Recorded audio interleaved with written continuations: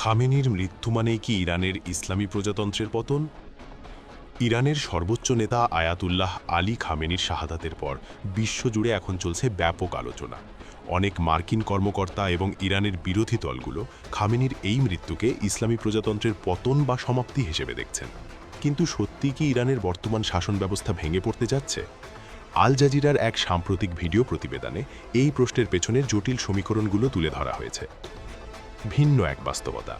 আল জাজিরার সাংবাদিক সোরায়া লেনি তার প্রতিবেদনে ব্যাখ্যা করেছেন, খামেনির মৃত্যু এবং ইরানের ইসলামী প্রজাতন্ত্রের পতন এই দুটি বিষয়কে এক করে দেখার কোনো সুযোগ নেই।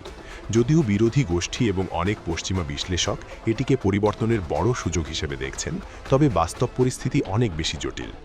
প্রতিবেদনে উল্লেখ করা হয় যে ইরানের ইসলামী প্রজাতন্ত্র কেবল একজন ব্যক্তির উপর নির্ভরশীল নয়, এর পেছনে রয়েছে একটি দীর্ঘস্থায়ী এবং সুসংহত প্রশাসনিক, সামরিক ও রাজনৈতিক কাঠামো।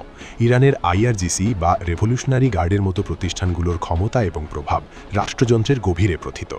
একজন শীর্ষ নেতার মৃত্যুতে ক্ষমতার কেন্দ্রবিন্দুতে পরিবর্তন আসলেও পুরো রাষ্ট্রকাঠামো বা আদর্শিক ভিত্তি তাৎক্ষণিকভাবে ধসে পড়ার সম্ভাবনা কম।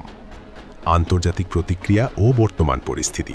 খামেনির মৃত্যুর পর মার্কিন যুক্তরাষ্ট্রসহ বেশ কিছু দেশ একে ইরানের রাজনৈতিক পরিবর্তনের একটি বড় মোড় হিসেবে দেখছে। কিন্তু মধ্যপ্রাচ্যের বর্তমান ভূ-রাজনৈতিক অস্থিরতা, লেবানন সহ প্রতিবেশী অঞ্চলে ছড়িয়ে পড়া যুদ্ধের আঁচ এবং আভ্যন্তরীণ নিরাপত্তার মতো বিষয়গুলো ইরানের শাসন ব্যবস্থাকে আপাতত একতাবদ্ধ রাখতে পারে বলে মনে করছেন বিশ্লেষকরা। তারা বলছেন, খামেনির মৃত্যু ইরানের রাজনীতিতে একটি বিশাল শূন্যতা তৈরি করলেও এটি ইসলামী প্রজাতন্ত্রের চূড়ান্ত পতন ঘটাবে এমনটি বলার সময় এখনও আসেনি। ইরানের শাসন ব্যবস্থার আভ্যন্তরীণ শক্তি এবং টিকে থাকার সক্ষমতা নিয়ে এখন বিশ্বজুড়ে চলছে চুলচেরা বিশ্লেষণ। উল্লেখ্য, ইরানের সর্বোচ্চ নেতা আয়াতুল্লাহ আলী খামেনির মৃত্যুর পর দেশটি তার ইতিহাসের অন্যতম গুরুত্বপূর্ণ রাজনৈতিক সন্ধিক্ষণের মধ্যে দিয়ে যাচ্ছে। সংবিধান অনুযায়ী দেশটির সর্বোচ্চ নেতার পদ শূন্য হলে তা পূরণের জন্য একটি সুনির্দিষ্ট সাংবিধানিক প্রক্রিয়া রয়েছে।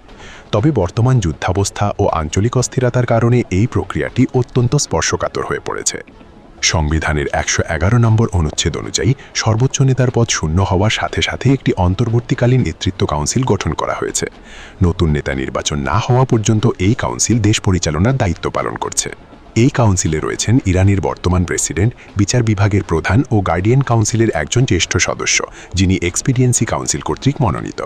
ইরানের সংবিধান অনুযায়ী নতুন সর্বোচ্চ নেতা নির্বাচনের একক ক্ষমতা রয়েছে এক্সপার্ট অ্যাসেম্বলির হাতে। এটি ৮৮ জন সদস্যের একটি নির্বাচিত ধর্মীয় কাউন্সিল।